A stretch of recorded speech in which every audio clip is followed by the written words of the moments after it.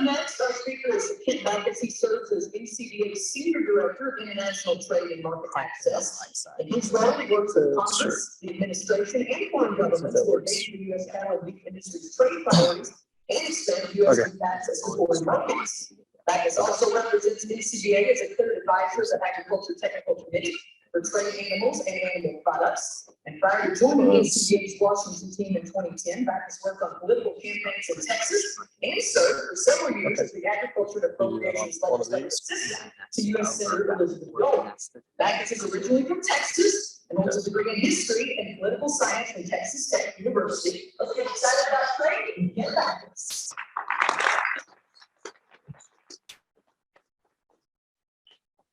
Well, thank you. Thank you very much. Can everybody hear me? Can I adjust the microphone?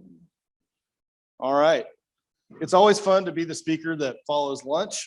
And so I asked the people at the table where I was sitting, what's the over under on how many people will be asleep by the time I finished. So anyways, again, it's really good to be here today. I'm glad able to come down to Oklahoma. I grew up in Wichita Falls, so very familiar with the fun events that we can have with weather. And as someone who grew up as kind of a weather nerd, let me just say I didn't get a whole lot of sleep last night because I was busy watching all the reports. So anyways, I hope that everyone is good. Everyone's okay. Obviously, a lot of rough things happened over the last couple of days. So hopefully everyone will be able to bounce back very soon. So first of all, I work for the National Cattlemen's Beef Association. I work on all of our trade policies. That's all I focus on. And for some people, it's kind of hard to explain because, well, quite frankly, trade is one of the most misunderstood issues that we know. But we are an industry that represents over $62 billion in annual sales. We are the largest segment of production agriculture, and yet we're also one of the smallest exporters when you look at that comparison to other commodities. But we also represent cattle producers who manage over 35% of the U.S. landmass. We have an incredible story to tell.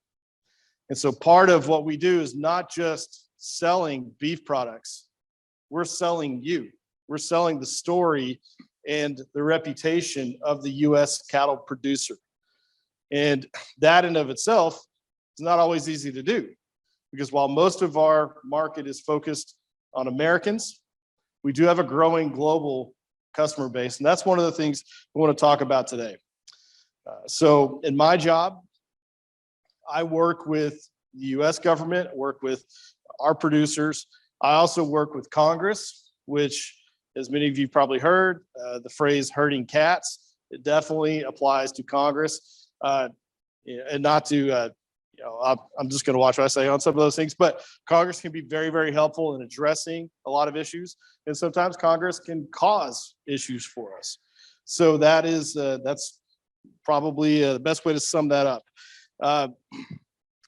But overall, we try to identify trade barriers and things that prevent us from reaching our customers in foreign countries. So if we're going to be in the habit of telling bad jokes today, my job is easily summed up as saying that I try to help sell dead animal parts all over the world. So that's where we are. Kind of put it in perspective. What we primarily do, as many of you know, is we produce grain finished cattle. About 95% of what we produce is finished on grain. We have a very fast growing niche market of grass finished cattle, but predominantly we are producing grain finished cattle. Most of the world produces grass finished cattle. Most of the beef that's produced in India, in Brazil, in China, European Union, it's finished on grass, and it's not the same kind of product of what we are producing. But we are competing for similar customers. We're not just competing with other beef producers, though. We're competing with other proteins. We compete heavily with U.S. pork, with U.S. poultry, because we're battling for that consumer market. So when we talk about competition, we can't think of it in a two-dimensional form. We have to think of it of all of the different factors that we're competing for that customer. So before we get started on that, I figure since we're at college, we should take a little pop quiz to find out how much you know about our cattle and beef trade. If I can get this to work.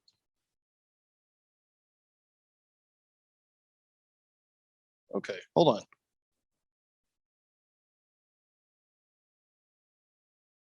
So you can tell I'm not really good at these things. Got any recommendations?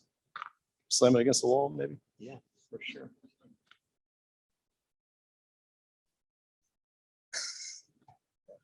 All right, I'll go to the podium.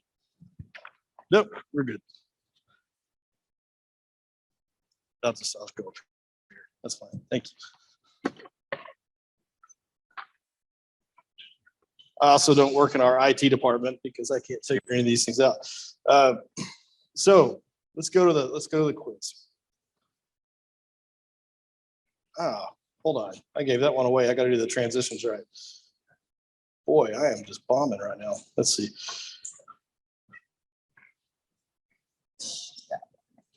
All right, let's do that. Here we go. All right, so you've already seen the answer, but what percentage of the U.S. cattle herd is foreign born? 2%. There you go.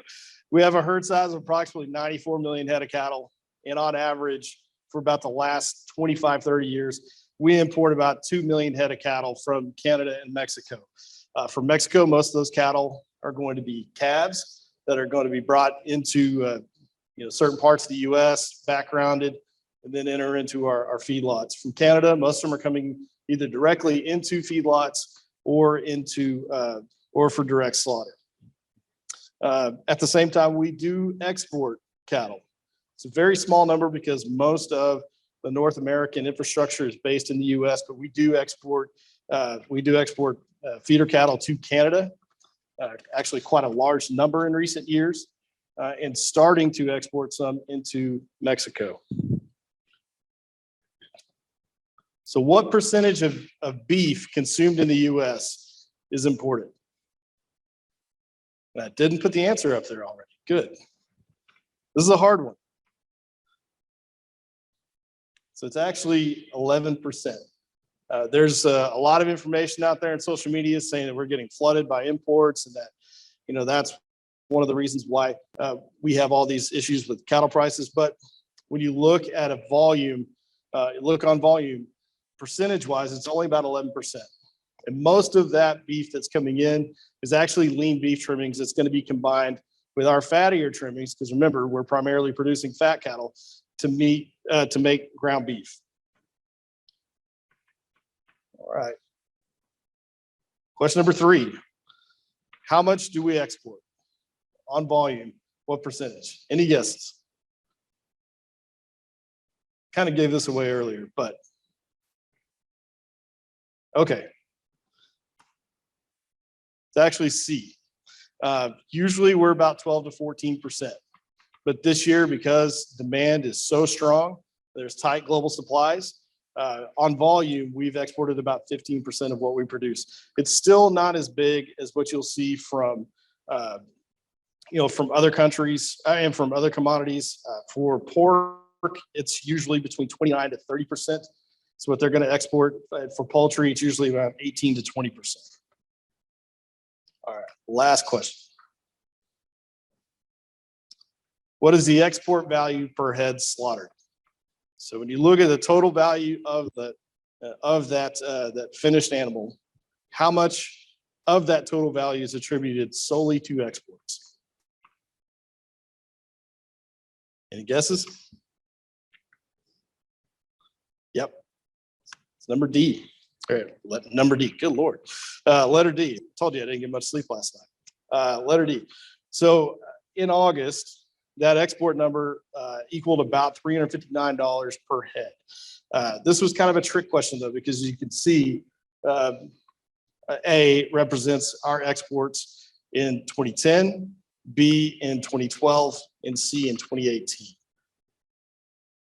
So the big question is, in addition to all that, so we've seen a huge surge this year in our exports. I think it's important to note that in August alone, we set a new record. That was our biggest 1-month export record. We exported over $1 billion of US beef in August alone. That's huge. The other thing that we haven't been talking about, we probably should, is that the previous 5 months before that, we also set new records. So the international market is really on fire for US beef. We are just killing it. I think the two big markets we are looking at are Japan and Korea, which are neck and neck right now for that top spot. We have reached 1.5 billion in each of those countries, and that's just through August. China, where we only recently gained access, is just shy of $1 billion. And so when you look at all of these tremendous sales, it does bring to question, what will our end of year number be? And it's pretty aggressive and it's pretty bold, but it is possible that we could actually reach $9 billion in sales by the end of this year. So very exciting when we're talking about exports. But the bigger question on all of that is, what exactly are we exporting? And this is where, a lot of things get misunderstood. Exports are important for us because it allows us to maximize the overall value of the carcass. Because quite frankly, Americans are picky eaters. And while they'll buy a lot of what we sell, they won't buy all of it. And so rather than lose money on certain cuts, like the short plate and, some of the rounds, not to mention a lot of the organs, especially tongues, we can sell that at a higher price to overseas customers, especially in Latin America and Asia. So,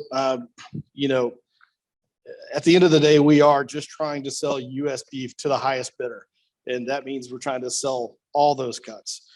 So, the bigger question is, how do we maximize this carcass? How do we capture that market? How do we get our beef to those customers? Because it's not just simply us putting it in a package and shipping it overseas. In addition to all of the complex marketing structures that take place, we first have to gain access to that market. And that's where trade policy comes in. So this is probably better understood before we get into comparing the past administration and the current administration. We kind of need to understand who all is involved in trade policy itself. First of all, the executive branch is involved. It's very clear.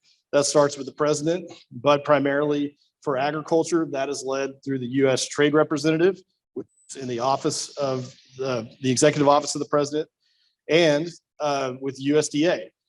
U.S. Department of Agriculture provides an enormous amount of technical advice to the USTR and to the White House. But you also have other departments that are involved. Department of Commerce represents a lot of non-agricultural goods, but there is some crossover, definitely a lot of coordination. And then the State Department as well. State is a tremendous wealth of knowledge in helping us understand the culture and the governments that we're working with. So while USDA does have a foreign agricultural service and they're very much involved, we also coordinate with the State Department to make sure that there's, a better coordination, better understanding, so we can accomplish these goals. The legislative branch. None of this would happen without the legislative branch. It's actually Congress's constitutional authority to negotiate treaties, including trade agreements.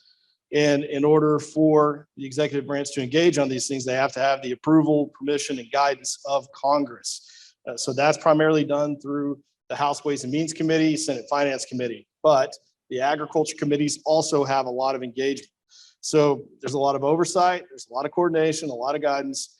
And because of that, in those situations, you have a much clearer picture of what we'll be able to accomplish. You also have other governments that are involved. It takes two to tango.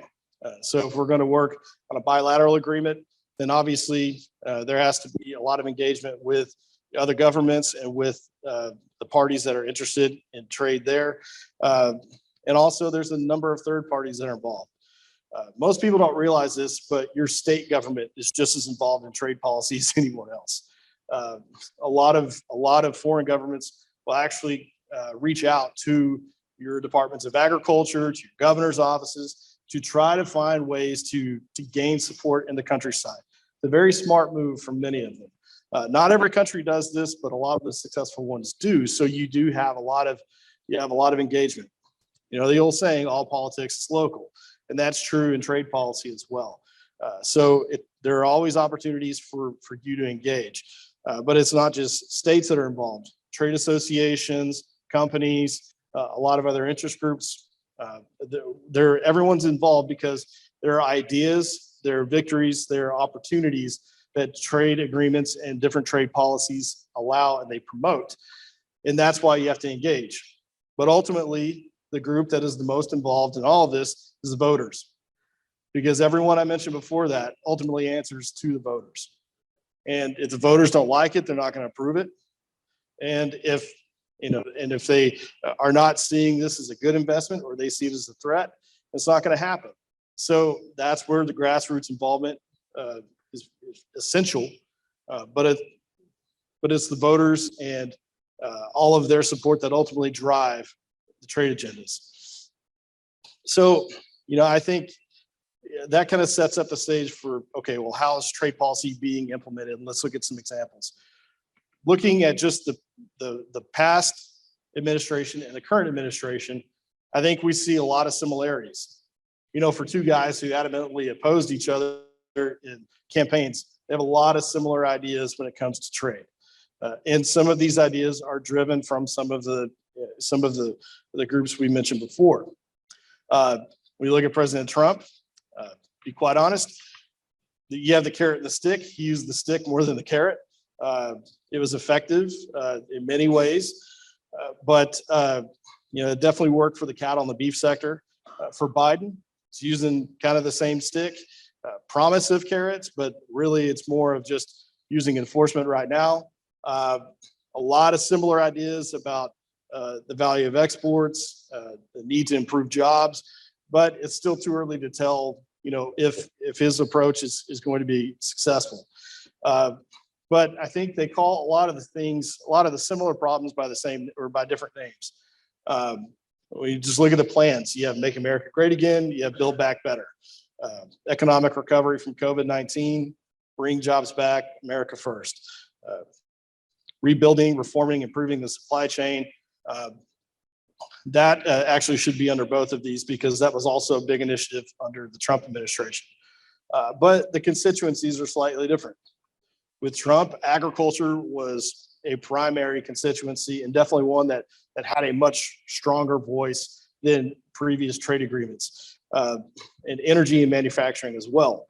With the Biden administration, it's definitely more focused on labor, climate, human rights. This is different constituencies. Overall, though, you have to have buy-in from all of the groups in order to get a consensus to be able to move trade policy forward. I think both of these men have been taking the position that we have to be tough on China, and a lot of them are using the same tactics. And I think Biden will definitely continue to use tariffs as leverage, definitely to keep China at the table. So I think we'll see some of those unilateral tariffs. I don't know that we're going to see a lot of change moving forward, but one big difference that we have seen is when Trump came into office, immediately out of the gate, he was focused on trying to get as many trade deals as possible, or as many different marketing agreements, score as many of these victories as possible, definitely going the bilateral approach. With Biden, we still haven't seen a firm plan come forward, but we definitely think there's going to be much more of a consensus base. Definitely, try to prioritize, getting parties to work together, probably use more of a multilateral approach. It doesn't mean that we're not going to see a transition to bilateral agreements in the future. It's just too early right now. But I think, one thing is that there's a lot of similarities. One thing I want to hit on before we move forward. I know one of the issues that was raised earlier today was about ports. And I think that's an important thing just to take into consideration. A lot of the points that were raised were very clear. But one factor that needs to be addressed is the fact that, that big disparity in freight costs is also due to Chinese policy and the fact that China is heavily subsidizing the return of empty containers to Chinese ports.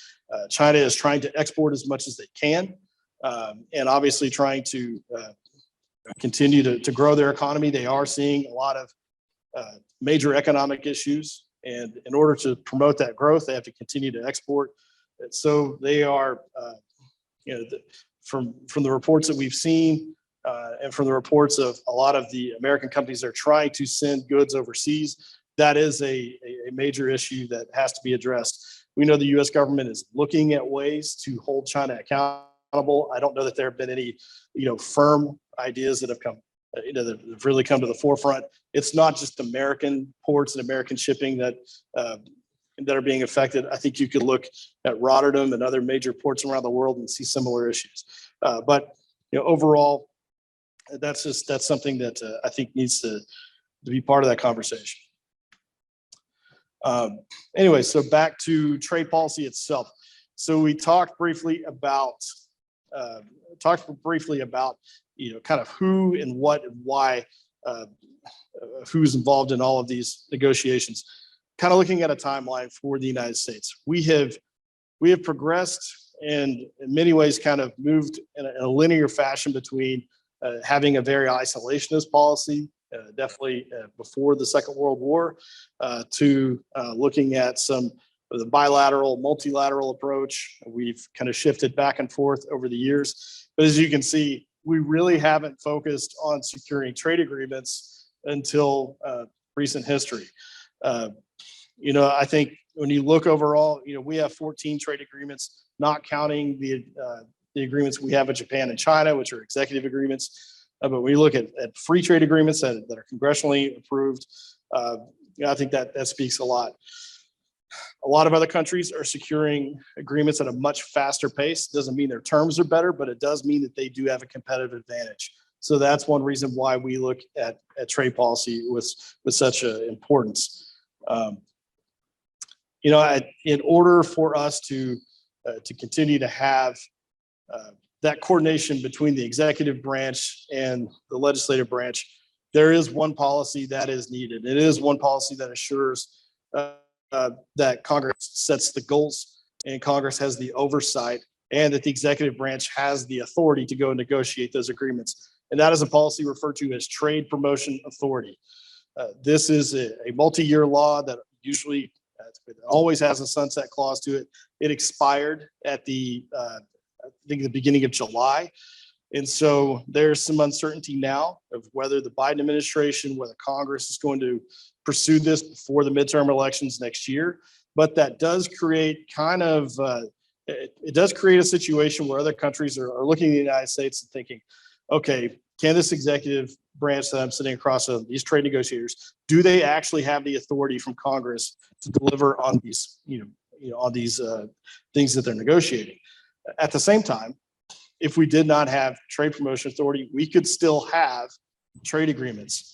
The only problem is that you would have amendments from 535 members of Congress that would essentially turn a trade agreement into a big old Christmas tree bill like we've seen with the infrastructure bill, the tax bills, and everything else. So that's the importance of having this kind of policy in place. I think a lot of times we focus on the good things that we get out of trade, but not all trade policies are good, especially ones that are protectionist and politically motivated. Prime example of that, many of you may recognize that flag, that is from the European Union. We'll talk about that in just a second, but I think some major examples that are much easier to quantify are tariffs. Tariffs are a lot easier for economists to be able to use, because you can kind of use that and predict, okay, here's what trade would look like without these tariffs if we had, similar trends. That's definitely something that we have looked at value in having some of these trade agreements. Korea is one of the best examples of a tariff that was removed that has now created a tremendous opportunity for us. Prior to the implementation of the Korea-U.S. Free Trade Agreement, we faced a 40% tariff in that market. And even though it was a large market, it was only around $450 million. And now we're upwards of 1.5 billion. And because our tariff rate is declining at a faster rate than the Australians, from Canada, from other countries, we have a massive advantage in that market. We have essentially taken over as the top import market in Korea, or import source in Korea. We've pushed the Australians out, and we're gaining more of that market share all the time. We also face a 38.5% tariff in Japan. Under an executive order, that is being negotiated down. Is reducing down to 9%. So it's not fully zero, but it's definitely something that puts us on a level playing field with other major exporters. In Colombia, we faced an 80% tariff. Now, Colombia is not a huge market for us, but that's one of the highest tariffs that we've ever faced. Tariff rate quotas, snapback tariffs. So tariff rate quotas are volume levels that are set. So if we are too successful in a market, then that tariff would be temporarily raised. I'm getting way too far into the weeds on that. That is trade nerd speak for saying that it basically means that we can't sell too much into a market during a given year. Through trade agreements, we've been able to improve those so to the point where in most cases we'll never trigger those retaliatory tariffs or those temporary increases. But probably the nastier side of bad trade policy comes in the non-tariff trade barriers. These are not flashy. These are not fun things to talk about, but and they're even more difficult to quantify sometimes. But the primary example of that would be the European Union's ban on hormones. Most of the cattle that we raise in this country, we use these FDA-approved technologies, but the European Union doesn't recognize that, so it restricts, the amount of cattle in the pool that we can use to export to this market. There are also restrictions in certain countries on beta agonists, an FDA-approved technology we use in feed yards. So that's just those are just a couple examples. A new one that is starting to become even more apparent, will be even more restrictive than both of these, is a European policy that would essentially allow the Europeans to create what we would call a negative list, where they could put restrictions, albeit temporary restrictions that become permanent, on a whole list of antibiotics and other compounds that we use that are considered safe by the international scientific community, simply because the Europeans suspect or they have reason to believe that a compound may be dangerous. Now, the temporary part of that is they employ what's called the precautionary principle, which means that if they suspect that something is not good, then we're going to go ahead and temporarily ban it until we conduct a risk assessment and prove that it's safe. The problem with that is they ban it and then never conduct the risk assessment. There's a whole list of compounds, including hormones on some of those things, where the EU has never followed through on that. And they're trying to apply this same kind of policy on a whole new area of veterinary products. So this is something that we work with our government on. This is something we work with other governments as well, who also face these restrictions. But it could potentially be very damaging. And then there's the ugly side. As many of you remember, the cow that stole Christmas, BSE restrictions, probably the most significant thing that ever impacted us. So we lost most of our export markets overnight. We went from exporting, roughly, was it like 3.5 billion in 2003, something like that, to almost zero overnight. And it's taken us years to regain a presence in these markets. For many years in Japan, we had a 21-month age restriction.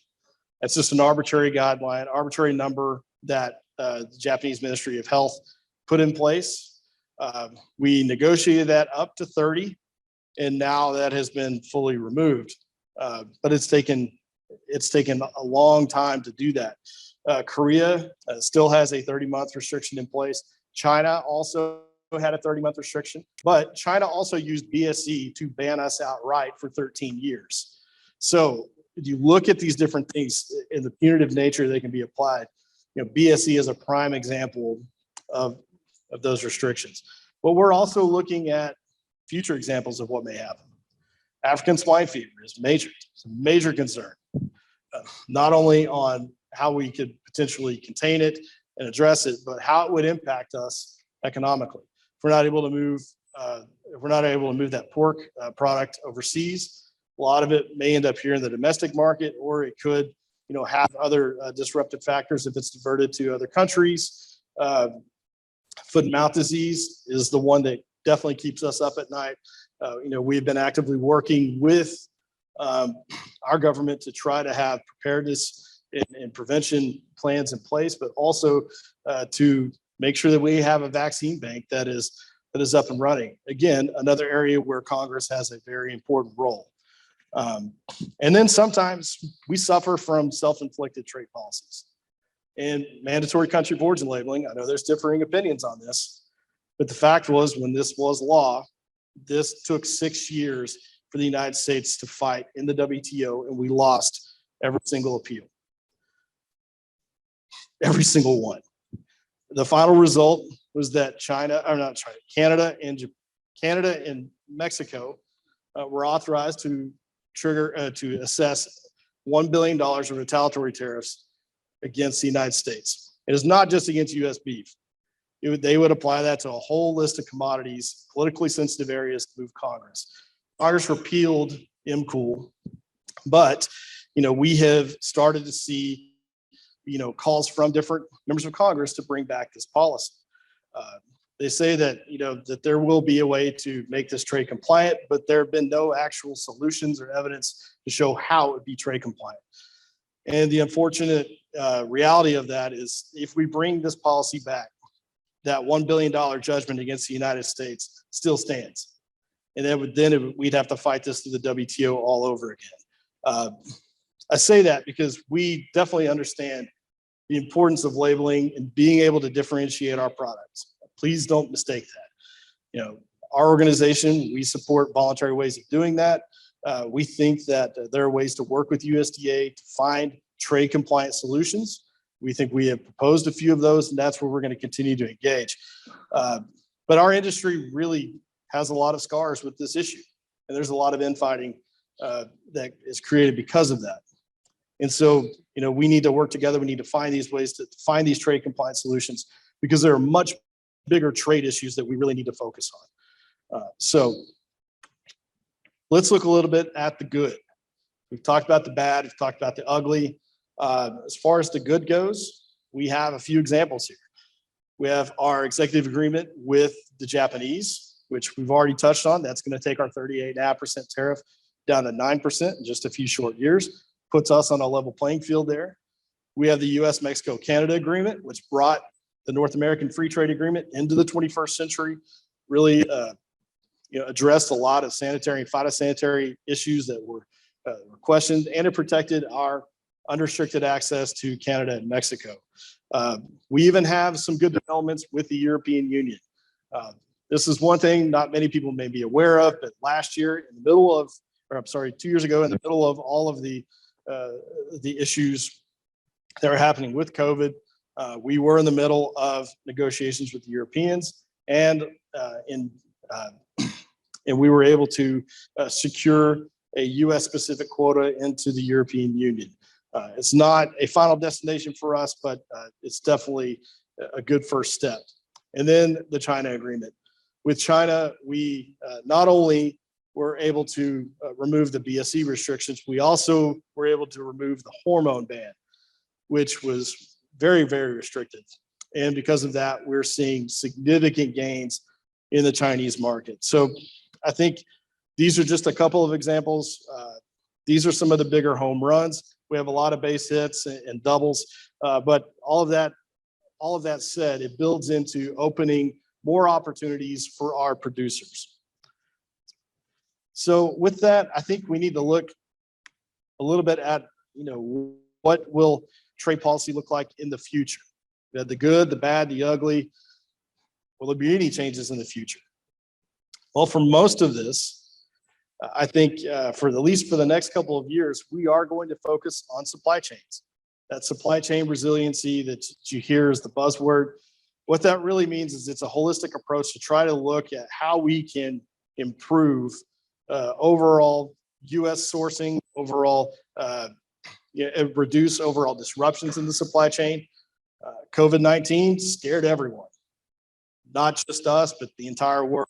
You've seen panic buying, you still see it in some other forms. So the U.S. government has actually solicited comments from different industries and all across, all across the economy to find out, okay, what were the issues? Where were your choke points? How can we make this a better supply chain? How can we prevent this from happening again in the future?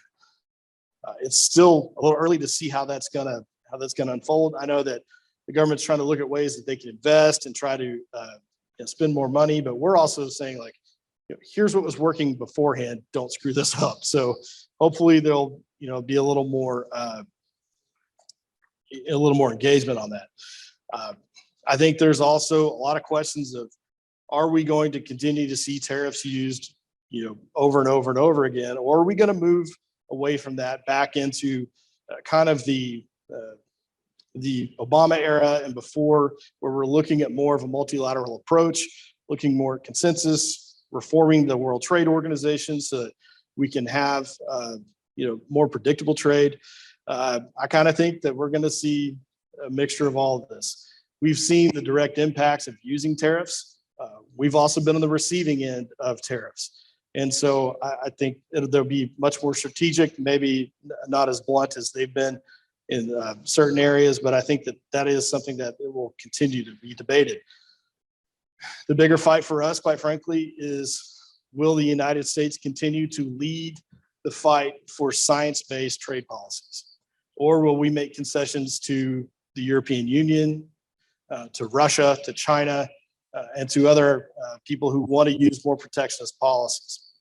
And I think that in and of itself really kind of leads to bigger questions for us as an industry, because the cattle industry is always misunderstood, in a lot of these things. It really takes us a long time to explain how the technologies, the practices that we use to efficiently raise high quality cattle, why other countries should accept that.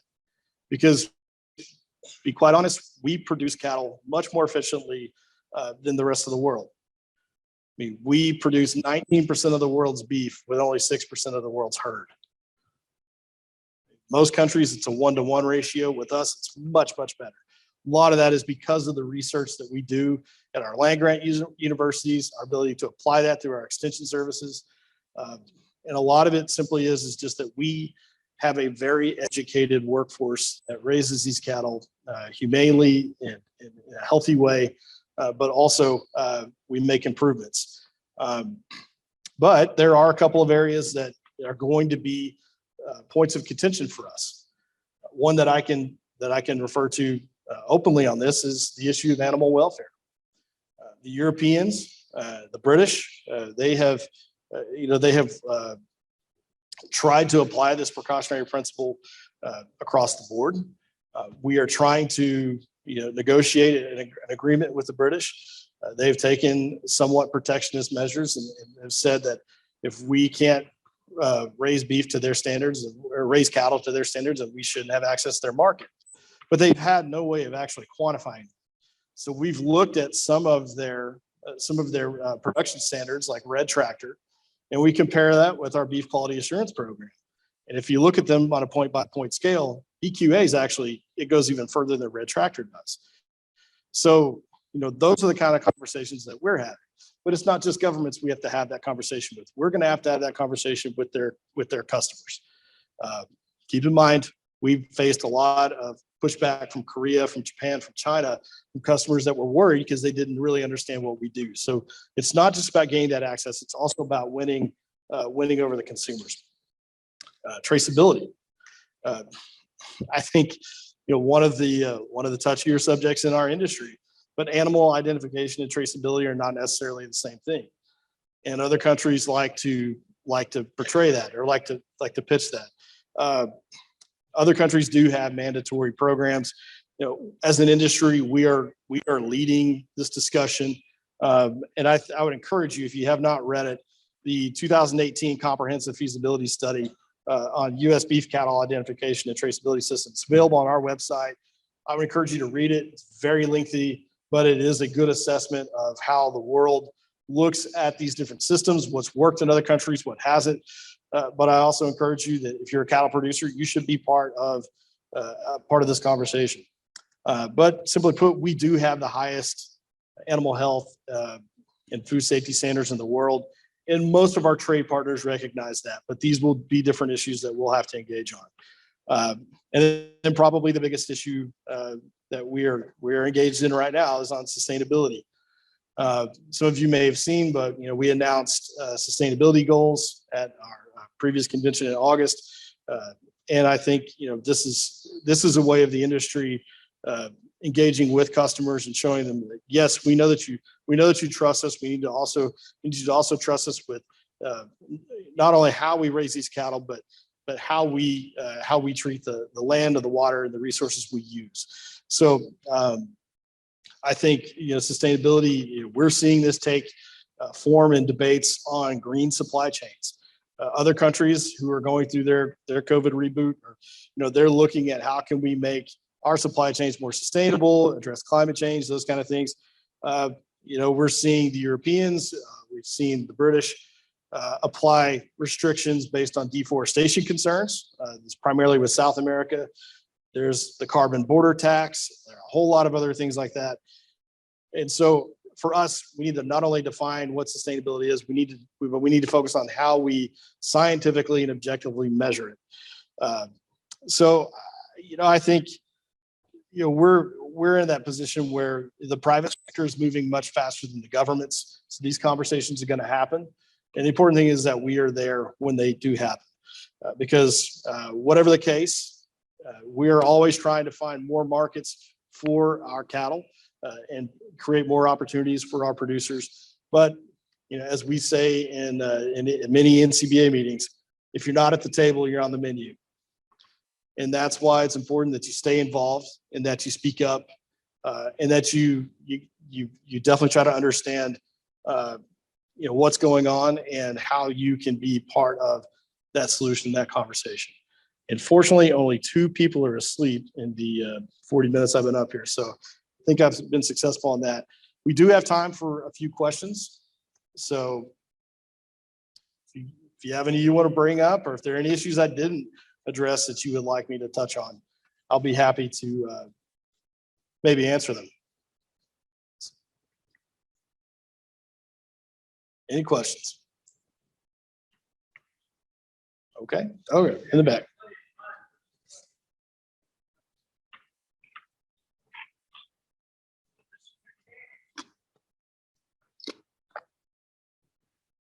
Yes, sir.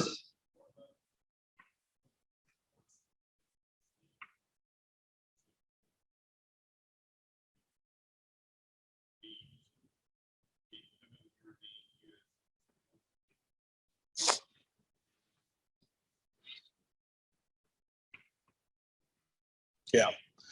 So that's a good question. In case you didn't hear that, the question was about what about concerns about imported beef from Brazil and other countries that is coming to the United States and being marketed as U.S. product. This is something that we investigated heavily and looked for specific examples and looked for how could that happen?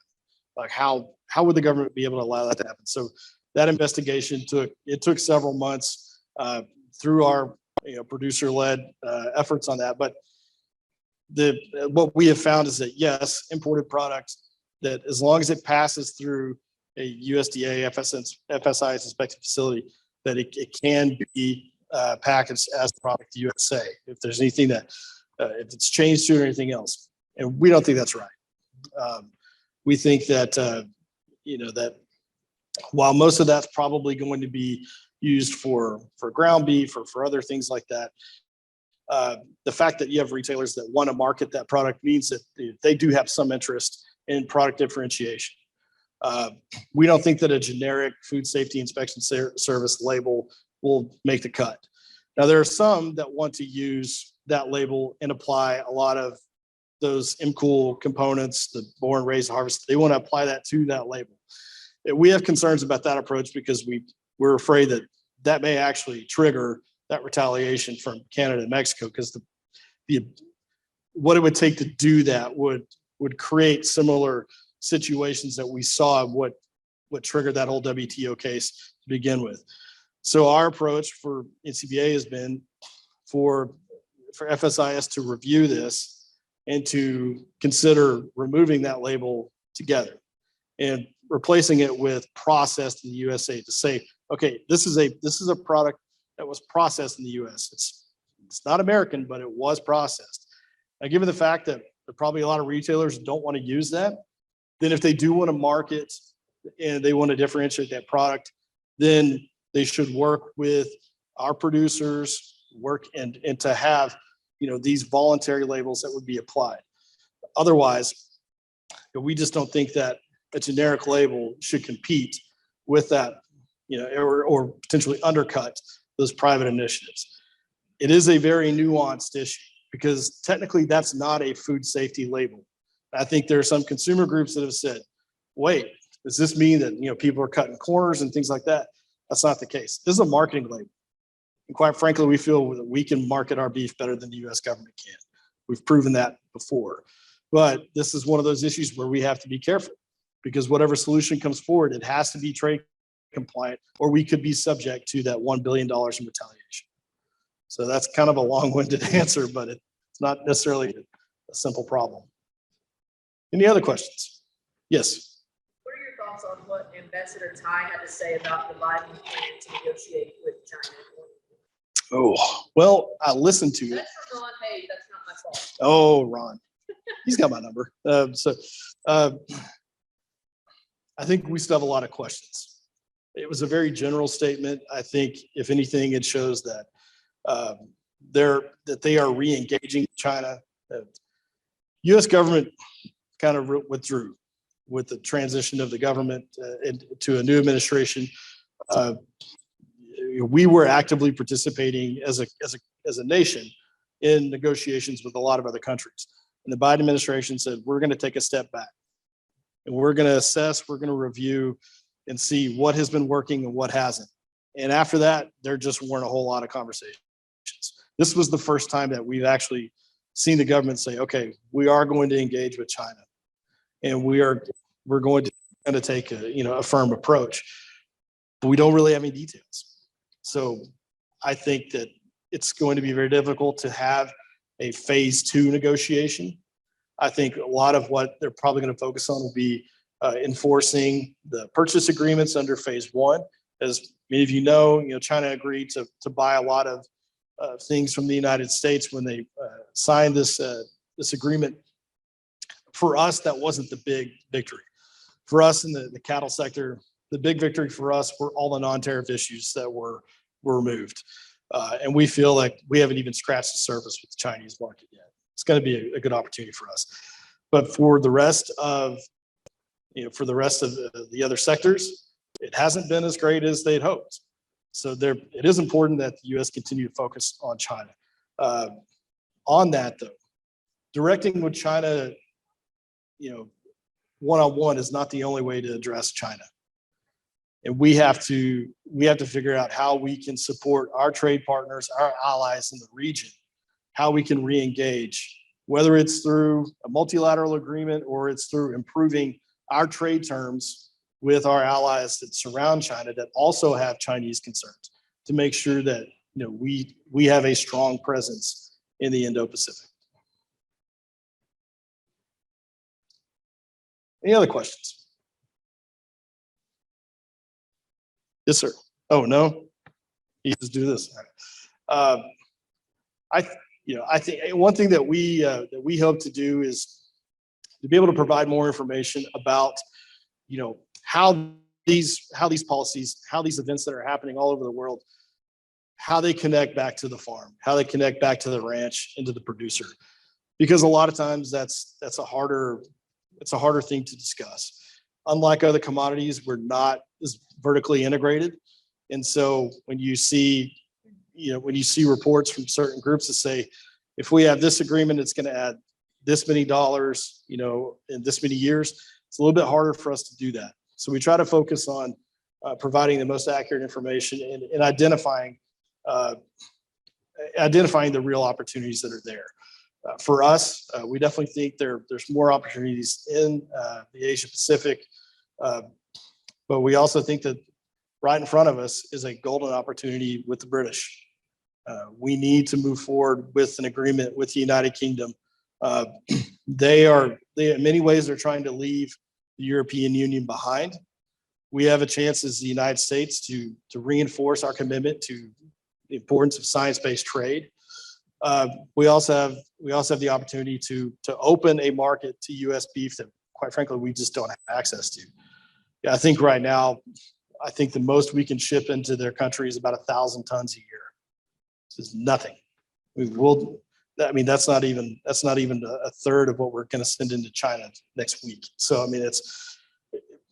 we have a lot of opportunities we need to capitalize on. We got to get that access first. So there's a lot of other things that are out there. I think we're going to continue to try to, capitalize on what we have, but we always have to be thinking ahead of, move where those opportunities are going to be and engage. But thank you so much for having me here. I appreciate it. I appreciate, you staying awake. It's always hard right after lunch, especially when you hearing all about trade policy. But I think it's important that you're here. And again, if you have any questions, feel free to contact me. You can visit our website. But again, I'm very appreciative of what you're doing and encourage you to just stick with it. Thank you.